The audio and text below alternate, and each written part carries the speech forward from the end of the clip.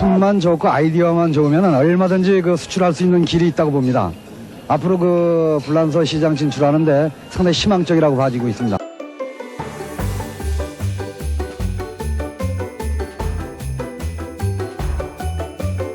시청자 여러분 반갑습니다. 하나되는 세상 원월드 TV의 앵커 최노석입니다. 오늘 이 자리에는 지난 70년대부터 공연을 통해 우리나라의 한류를 세계에 알린 선각자이자 한국 디너쇼 개척자인 주해실업 영상단의 김용식 회장께서 나와 계십니다. 50년이 넘게 디너쇼와 함께 생활해 온 만큼 재미있는 얘기가 너무 많을 것입니다. 오늘은 그런 얘기를 들어보도록 하겠습니다. 어서 오십시오. 네, 안녕하십니까. 예, 네. 소개 좀 해주십시오. 저는 주해실업 영상사업단의 김용식 회장입니다. 디너쇼를 시작해서 지금 한 50여 년이 좀 넘었는데, 디너쇼 이야기 하기 전에 제가 그 회사를 20대 때 주해실업 영상사업단하고 주해실업 전시사업단을 만들었습니다. 주해실업 전시사업단은 수출하는 그 업체들이 무역을 하려면은 세계 각국에 전 세계 박람회가 1년에 4만 한 5천 개 정도 됩니다. 그 대한무역진흥공사가 주최해서 박람회 참여하는데, 그때 당시에는 10개 종합상사, 대우실업, 국제상사, 쌍용, 율산, 성경 이런 대기업들이 주로 참여를 했고, 중소기업은 그다지 그렇게 그 차지가 돌아오지 않았는데, 어떻게 선정이 돼서 국제박람회를 참여하면서 공연을 같이 보게 됐죠. 예를 들자면 박람회 장소에 각국이 모이는데 각국의 민속 풍속 소개하는 프로그램에 사람들이 몰리는 걸 보고, 기회가 되면 우리도 한국의 민속 풍속을 소개하는 프로그램을 진행했으면 좋겠다고 생각을 하고, 부채춤 공연단이랄지 사물놀이라든지 태권도 시범단이라든지 이런 분들을 데리고 오면 좋겠다는 생각을 하고 일을 시작하게 되었습니다. 네, 그러면 그때가 바로 20대시구만요. 그렇습니다. 아주 젊고 활발하실 때입니다. 그죠? 네. 그렇다면 그때 용맹당면할까? 그런 게 많이 있었겠습니다. 이게 대기업들만 있는데 중소기업이 들어갔다. 이것부터 우선 상당하네요. 그때에 대기업들이 참여를 뭐 30개 정도 회사를 뽑으면 대기업이 거의 다 차지하고, 중소기업은 한 너댓 개쯤 들어와요. 그리고 네. 대기업에서도 임원진들이 참여를 하고 회의 때도 임원진들이 나오고, 저는 그때 이제 20대인데 네. 천신만고 끝에 그 선정이 돼서 박람회를 한국 세일즈맨단이 나가려면 인솔단장을 뽑는데, 제가 그때 당시에 뭐 20대 혈기로 인솔단장을 한번 해보겠다고 제가 손을 번쩍 들고 나섰죠. 그랬어요. 네. 야, 또 용감하십니다. 그래서 되었습니까? 예, 그래서 뭐 그 50대, 60대 그 대기업 그 임원분들은 뒤로 주춤주춤 하는데, 뭐 제가 못할 것도 없다고 생각을 하고 나섰더니 어떻게 우여곡절 끝에 인솔단장을 나가게 됐습니다. 네. 그럼 인솔단장이라는 것은 뭘 말합니까? 어떤 일을 해야 됩니까? 그 인솔단장은 한국에서 이제 업체 선정이 되면 물건 집하를 해서 현지에 가기까지의 모든 일을 무역진흥공사가 혼자 관리를 못하니까 업체 대표를 이제 선정을 하게 되는 거죠. 네. 그 업체는 업체 대표를 선정을 하면 코트라에다가 업체 입장을 전달하고, 또 코트라에서 애로사항이 있으면 또 업체들도 설득을 하고, 네. 뭐 그런 일을 하는 겁니다. 그 대내외적으로는 각국의 자국 한국의 날 뭐 행사를 한다든가, 일본이면 일본의 날 행사를 한다든가 그랬을 때 한국 대표로 현지 무역관장하고 그 현재 리셉션에 참석도 하고, 뭐 뒤에 그 한국 상품에 대한 설명도 하고, 현지 매스컴하고 또 인터뷰도 하고, 뭐 그런 일을 하는 겁니다. 네, 다양한 일을 네. 하시는군요. 그러면 이제 물건을 실은 가는 거라든지, 네. 그렇게 해서 디스플레이 하는 거라든지, 네. 그리고 그 사이에 이제 이 많은 관람객들이 오게 되면은 거기 여러 가지 행사들도 주관하시게 되고, 네. 그렇게 해가지고 이제 알리는 거죠. 네, 그렇죠. 네, 참 용기가 대단했습니다. 뭐 용기랄 것까지는 없고요. 누군가가 적극적으로 나서서 해야지. 그때만 해도 한국의 무역진흥공사 지사가 그리 많지 않았던 시절입니다. 네, 또 대사관도 지금과 같이 넓게 퍼져 있지 않은 시절이라 네, 중소기업이 상품을 알릴 수 있는 길은 전 세계의 무역박람회를 통해서 알리는 게 최선이라고 생각했기 때문에 뭐 열심히 했죠. 무역박람회가 그 이제 70년대 당시에는 1년에 몇 번쯤 열렸습니까? 그 1년에 전 세계 한 4만 한 5천 개의 무역박람회가 있는데요. 한국이 1년에 무역박람회 참가하는 횟수가 산자부하고 무역진흥공사에서 1년에 한 40회 내지 50회 정도 참여를 합니다. 40회에서 50회밖에 네. 없었군요. 아하. 그럼 그때를 기해 가지고 이제 한국 상품도 알리고 한국 문화도 알리고 이렇게 시작을 하게 되겠습니다. 그렇습니다. 그럼 그때 좀 어떤 활동하셨던 것 중에 재미난 얘기들이 있다면 한번 기억을 되돌려 봐 주시기 바랍니다. 코트라를 통해서 제가 무역박람회를 참가를 했지만은 한 3년 참가를 하면서 어떤 생각을 했냐면 이렇게 무역진흥공사 주최하는 데 따라다니면서 낚시질 하는 것보다는 그물을 확 펼칠 수 있는 방법이 뭐 없겠나 생각을 해가지고 그물로. 전시 전람회 사업을 본격적으로 추진하게 된 거죠. 아하. 예를 들자면 무역진흥공사가 참여할 수 있는 나라가 아까도 말씀드렸지만 1년에 3, 40개 정도인데 네네. 4, 5만 개 되는 좋은 박람회들이 얼마든지 많습니다. 네. 또 코트라 무역관이 없는 데는 코트라가 주도하기도 쉽지도 않고 네. 또 아프리카나 중남미 같은 데는 원체 멀어서 네. 주도하기가 쉽지도 않고 네. 그래서 그런 빈 공간을 이제 활용을 하게 된 거죠. 그럼 그때만 하더라도 해외 나가기 쉽지도 않고 비행편도 적었고 그랬는데 한 번 나갔다 들어왔다 또 나갔다 들어갔다 나갔다 들어갔다 하자면 비용도 많이 들었을 거 아닙니까? 어떻게 그런 걸 타결을 했습니까? 우선 그 상품을 우리가 선정을 할 때 70년대, 80년대 초에는 국제무역박람회 예를 들자면 남미의 칠레 박람회에 무역박람회를 간다 그러면 대기업이나 중견기업에서 상품을 진열해달라고 찾아옵니다. 네. 그래서 뭐 예를 들자면 금성 TV에 흑백 TV를 뭐 대행을 해줬다든가, 럭키에서 생산되는 치약 칫솔을 뭐 한다든가, 뭐 여러 가지 제품들을 통으로 잡아서 한국관에다 설치를 하고 대행 상담도 하고 현지에서 판매도 하고 뭐 그렇게 하면서 열심히 뛰어다녔습니다. 그러니까 그 당시만 70년대, 80년대 사실 해외 나가기가 정말 민간에서는 불가능할 때인데 이렇게 박람회 나가시니까 이제 가능했던 일이죠. 그렇죠. 70년대 말 80년대 초에는 여권이 잘 나오지 그렇죠. 않았습니다. 그렇죠. 여권 내기가 굉장히 어렵습니다. 여권을 내려면은 무역업체가 수출 실적이 50만 불 이상 되는 업체라든가 현재 박람회 당국의 초청장이 뭐 온다든가 예. 뭔가 그런 아주 굉장히 까다로웠었죠. 그때 당시에는. 그럼 그렇게 해서 여러 가지 이제 이 활동을 하시게 됐는데 그때 이제 뭐 하시면서 에러도 있을 테고 또 즐거움도 있을 테고 어떤 에러는 없었습니까? 에러 많죠. 에러 많았겠죠. 네, 당연히.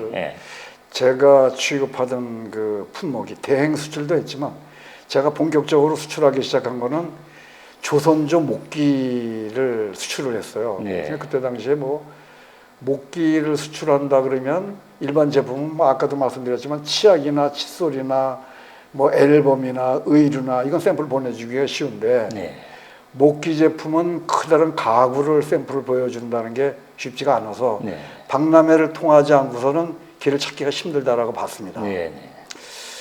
그리고 이제 현지에서 그 유럽이나 미주 사람들이 동양의 오리엔탈 퍼니처 그래가지고 한국 고전 가구를 굉장히 좋아합니다. 예, 예. 특이하고 예, 못 특이하고. 봤던 것들이니까. 네. 그리고 뭐 사방탁자라든가 반다지라든가 뭐 2층장, 3층장 뭐 이런 것들이 선진국 이른바 미국이나 유럽 지역에서는 전혀 보지 못한 스타일의 이제 가구들이죠. 네, 네. 그 상품을 진열을 하면 상담도 잘 됐고 어허. 또 물건도 이 사람들이 이제 흥미롭게 생각하는 게 가구가 1400년대경에 성종 임금 때 정이품, 지금으로 따지면 장차관급 되는 사람이 사랑방에다 놓고 쓰던 그 옷장이다 라고 설명을 하고 그 설명을 하기 전에 한국문화재보급협회에서 사진 찍고 상품에 대한 족보를 만들어 가지고 갑니다. 아, 족보를. 그러면 가구를 사면 족보를 주니까 탐복을 하는 거죠. 그래서 하여튼 뭐 국내 가격이 한 10배 이상 받고 많이 팔기도 하고 좀 엄청나게 수출도 많이 했습니다. 그때 당시에. 예. 네. 아, 그렇게 족보 있으면 그렇겠죠. 고가구 같은 면 당연히. 그렇죠. 특히 한국 문화에 대해서 잘 모르는 세계에서는 네. 굉장히 신기하게 봤을 겁니다. 그러니까 그걸 하려면 이제 들고 나가지 못하는 애로가 있어가지고, 네. 그리고 현장에 가서 팔 때도 그런 이제 족보를 만들어가지고 가야만 됐다 그렇습니까? 하는 그런 애로사항이 있었고, 또 반대로 아주 즐거웠던 일은 없습니까? 아니면 신나게 했던 것. 지금 젊은 사람들이 들으면 이해를 못할 건데 예를 들면 70년대 말 80년대 초에 해외 나가기도 쉽지 않다고 아까 제가 말씀드렸다시피 한국에서 출발할 때 미국 LA 박람회에 참가를 하고 페루 리마 박람회를 참가를 하고 칠레 산티아고 박람회를 참가를 동시에 합니다. 네. 물건을 보름 간격으로 박람회 스케줄에 맞춰서 물건을 3개월 전에 선편으로 띄웁니다. 네. 그 3개월 후에 미국 가기 전에 여기서 준비 다 하고 개막하기 일주일 전에 현지로 떠납니다. 네. 현지에 가서 열심히 비즈니스하고 주문도 받고 가지고 들어간 상품도 다 정리를 하고 페루로 넘어가면서 미국에 있는 미국 제품 또는 한국 상품을 좀 더 비싼 가격을 주고 다시 재구매를 해서 다시 포장을 해가지고 이제 페루로 넘어갑니다. 그러니까 페루에 다시 뭐 가져갔던 물건과 동시에 보냈던 그 가구를 거기서 열심히 또 팔고 또 다시 칠레로 넘어갑니다. 또 칠레에서 끝나고 넘어오면서 페루나 칠레의 공예품, 잉카 문명의 뭐 이런 그 고지레한 그 민속품들을 또 재포장해가지고 미국에 와서 다시 재판매를 합니다.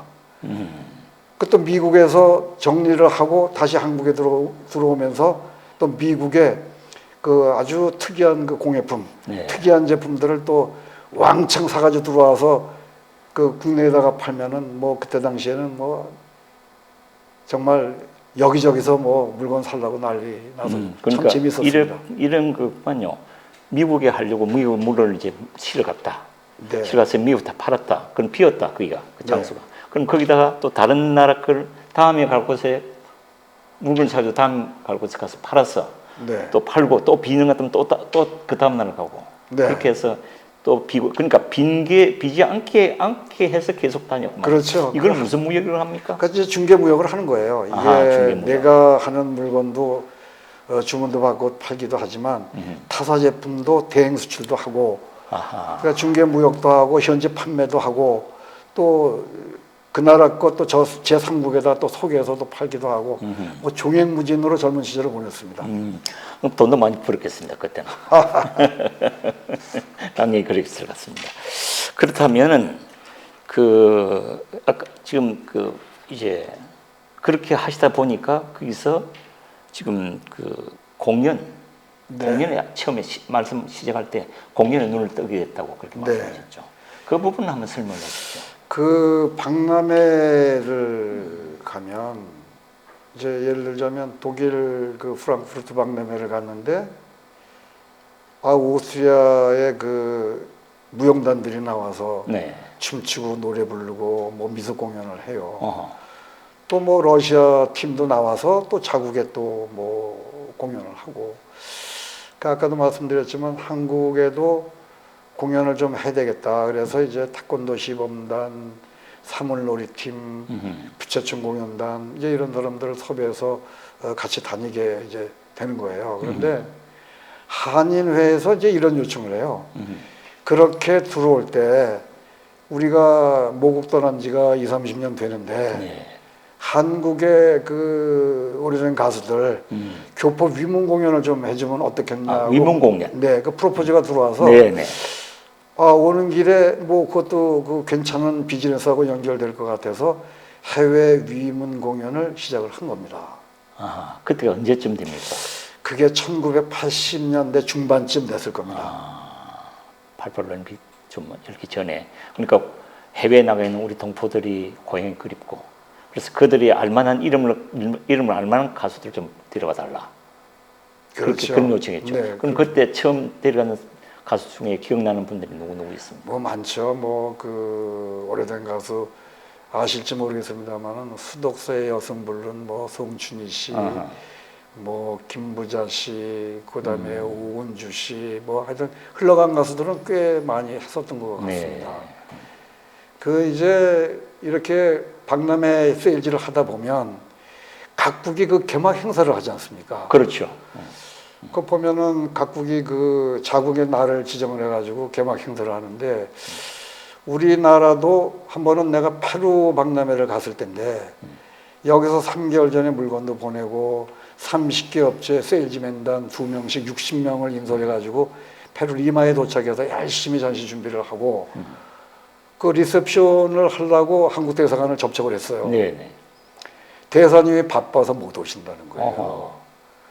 그러니 다른 데는 다 대사들이 나와서 리셉션하고 테이프 카팅하는데 한국 대사가 못 나온다고 그러길래 협박을 좀 했죠. 네.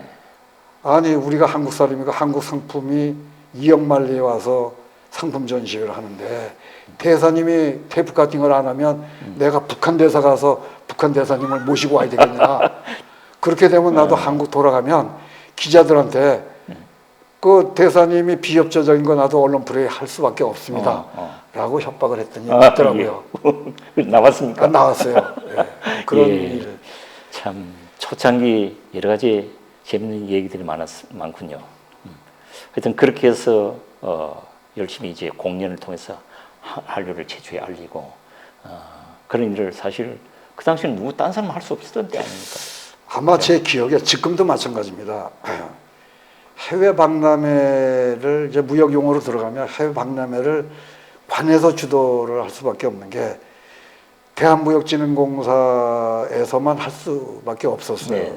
왜냐하면 물건을 집하를 업체들한테 해서 현지로 보내서 현지에서 통관 작업을 해야 되는데 LC 없이 다시 얘기해서 신용장 없이 들어온 물건을 통관을 할 수가 없습니다. 네네. 그러니까 코트라에서 그 비판매로 해서 보세 운송을 해서 전시가 끝나면 자국으로 되돌아간다는 각서를 쓰고 전시를 할 시절입니다. 아, 네. 그러니 개인 업체가 상대 국가에 가서 보세 운송을 해가지고 전시가 끝난 다음에 되돌려 보내준다면 현지에서 믿겠습니까? 그렇죠. 안 믿죠. 그래서 할 수가 없는 거를 천신만고 끝에 시작을 했습니다. 네. 똑같이 코트라고 똑같이 업체 모집을 하고 똑같이 물건을 모아서 현지로 보내고 통관을 해야 되는데 통관을 할 수 있는 데스티네이션 도착지가 불분명한 거를 현지 대사관 주소를 놓고 대사관으로 물건을 발송하는 것 같이 네. 한 겁니다. 네. 대사관에서 깜짝 놀랐죠. 어허.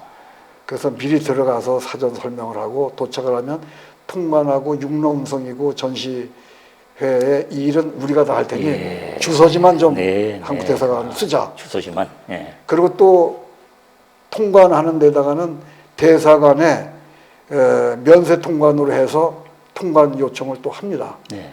하여튼 뭐 여러 가지 우여곡절을 겪었지만 그 짓을 130나라 돌아다니면서 230개 도시에서 그동안 꾸준히 해왔습니다. 네, 알겠습니다. 정말 대단하십니다. 그럼 오늘은 하실 말씀이 너무 많은 것 같으니까 오늘 일단 여기서 끊고 네. 지금 이제 본격적인 이제 우리 디너쇼 얘기는 네. 다음 시간으로 이렇게 네, 연결이 그러도록 되겠습니다. 하겠습니다. 예, 대단히 네. 고맙습니다. 네. 이렇게 오늘 네. 나와주셔서 감사합니다. 네, 감사합니다. 시청자 여러분, 방금 들으신 대로 정말 우리나라 초창기 전 세계를 무대로 활발하게 무역 작업을 했던 우리 김 회장님의 얘기를 잘 들었습니다. 다양한 에피소드를 통해서 그 당시의 상황을 우리가 다 눈에 본 듯이 들을 수 있었습니다.